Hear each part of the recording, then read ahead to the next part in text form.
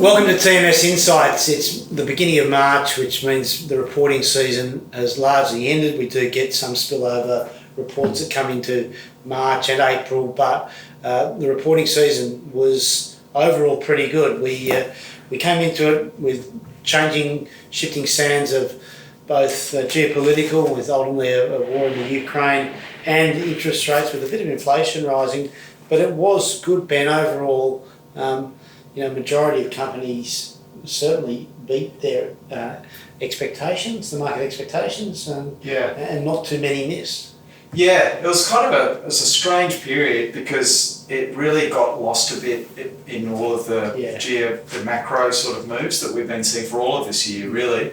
But if you look at the numbers, consensus analysts were expecting around 12% earnings growth across the market for the last 6 months, and that's actually about double the historical trend level, we've seen. Yep. And it came in at 14% by the end of the month. And I think we'd sort of say across our portfolios, there's probably only 2 or 3 that sort of underwhelmed a bit. There were a lot of beats or stronger than expected numbers, but the reality is that, as we said, is that the markets this time around didn't give individual companies the rewards for some great results that you do normally see.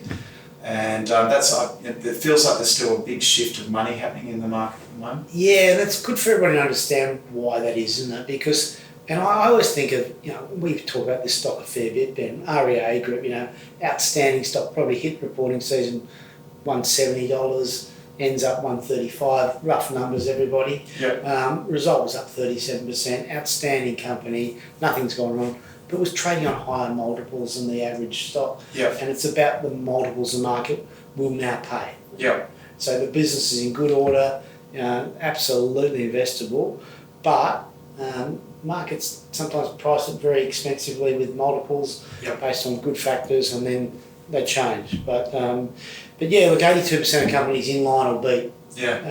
So there's certainly some stocks that underperformed in that period because they missed, and they're probably at high valuations to begin with. So stock by stock, and we're going to run through in the next month or so as we catch up with you, or what stocks are particularly opportunities now, and which ones are going to be maybe at risk and we need to change. So, but certainly when we look at it, Ben, you can't be overall unhappy, and it does spell out for the rest of the year. Though we might have volatility, the market's still a very good place to be investing.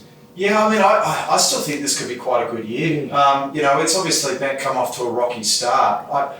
I would sort of say it's just probably a reminder to clients is for 21 months, the Australian and the US share market didn't have a 5% correction. Yeah. And that was actually, I think, the longest period in history. And you've just got to remind yourself that COVID created this just unprecedented stimulus at a government and at a central bank level. And it just completely lobotomized the markets. There was so much money that was pushed in that every tiny little dip, there was just a wall of money hitting it. And as that stimulus is now being removed, it has to change at some point. We're going back to a normal market. And sort of 7 to 10% corrections. You get 1 or 2 a year most years. And you don't get forward quarters in a year. That doesn't happen very often. You typically get a soft quarter in there. And that's not a bad thing. It's a good thing. Well, it flushes out some of the excesses. And, I just remember in 2021, quite a few clients were saying, look at, have you had a look at this? And never heard of the stock, $1 billion market cap. Look at the thing, no sales, no profit. And you're just like, how what am I missing? And what you're missing is there's excess there. And there was... It has to be cleaned out. And it was. And that's been where the real pain has been, not just here, but on the NASDAQ. Unprofitable businesses have been taken to town. Terrible. And that leaves the discussion about, there are a lot of really high quality businesses that have come down in this sell-off that mean you can buy really high quality companies a lot cheaper than they were. Yeah. And that's good. And in the US as well, where we also saw some great results, but it's been quite extraordinary, the movements lower in some cases. Some of those US movements are enormous, and their valuations weren't necessarily all that high for some really high quality businesses, and that's a good lead into what we want to talk about. Can you invest in growth still now, for growth? Absolutely, and you don't want to think to month by month or week by week. It's a dreadful way to be investing, really, for what is, long-term wealth creation and the compounding effects of getting investments right. So in thinking long-term, we've got to go through this period and go, well, there are companies who absolutely will make headway in a rising inflationary environment. And it comes because they are the creators of that inflation. And let's talk about a couple of US leaders, the household names. Microsoft, increased their price windows by 20%. In January. Yeah. Now, 20%, people. And offsetting a 5 or 6% inflation rate, right, pretty nicely. And this isn't just them, but we saw probably as consumers, you would have seen it. Everybody like Netflix, let's jump it up $1.50 a month or something like that. It's a material increase in the cost and their revenue. Amazon Prime increased from $119 a year to $139 in January to be a member. And you've got to remember, although it makes sense that multiples have contracted, particularly higher multiples in an interest rate adjusting market, that you still want to think about businesses that can offset inflation through pricing power. That's right. And a lot of businesses can't pass on a 20% increase in prices to consumers or their customers without a kick-off in sales. And their own costs going up. And their own costs going up. Which is, in fact, when we're talking about these businesses, I can assure you that Microsoft's costs did not go up by 20%. Yeah. Okay. Yeah. And they won't go up. And they will have input costs that go up. Mm. And they've had issues with parts supply and all of that. And labour costs have gone up, but nowhere near that. So it's increasing their margin. And as you said, the kick-off in which customers are going to reject that price increase by moving to a competitor.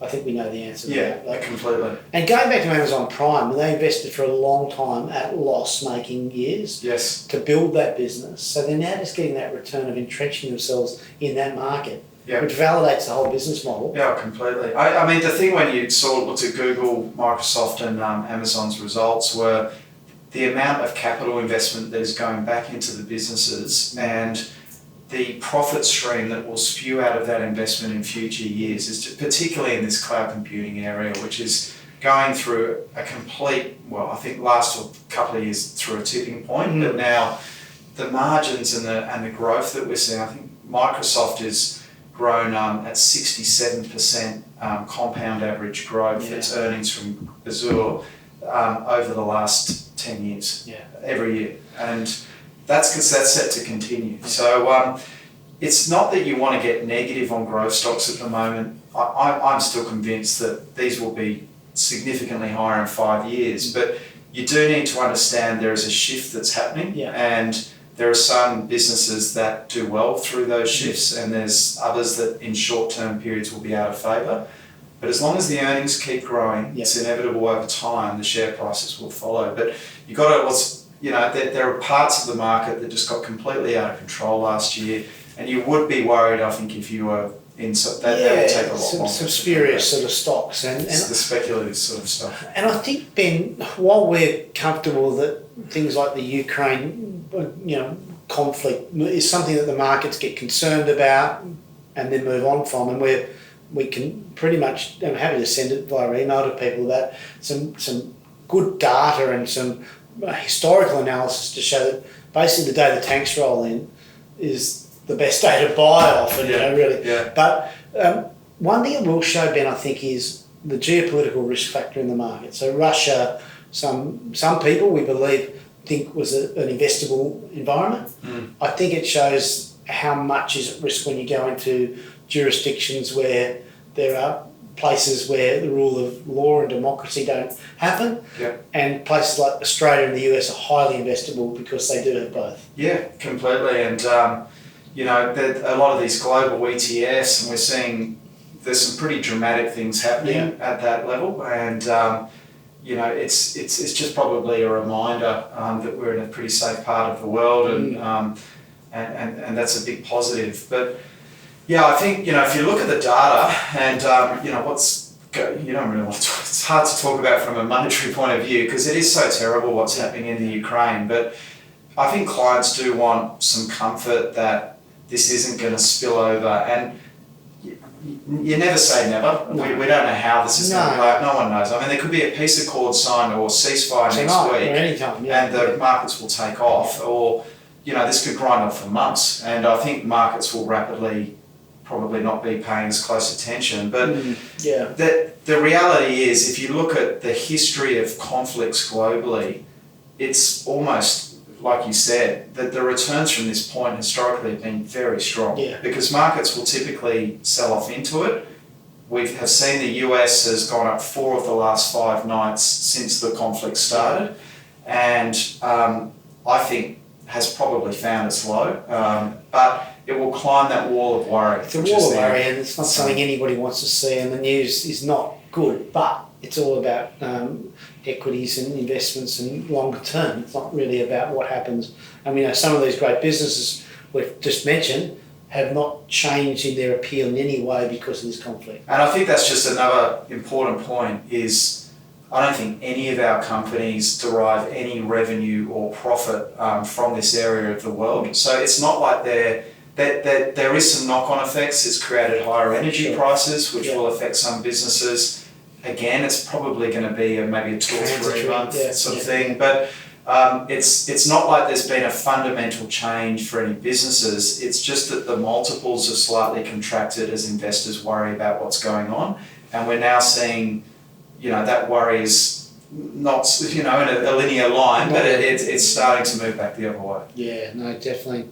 Volatility back, it's not a bad thing, and there's a lot of good stories belying it. That's all we've got time for today. Look forward to bringing you another update very soon.